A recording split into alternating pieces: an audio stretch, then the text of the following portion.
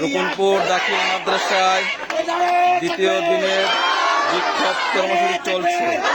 সুপারে পদত্যাগের দাবিতে দ্বিতীয় দিনের মতো বিক্ষোভ কর্মসূচি পালন করতেছে মাদ্রাসার শিক্ষার্থীরা।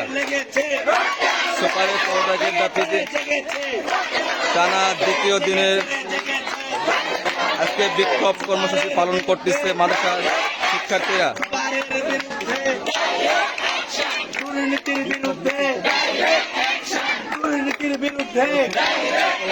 রুকনপুর দাখিল মাদ্রাসায় টানা দ্বিতীয় দিনের মতো বিক্ষোভ কর্মসূচি পালন করতেছে মাদ্রাসার শিক্ষার্থীরা ও বিপ্লবী ছাত্র জনতা।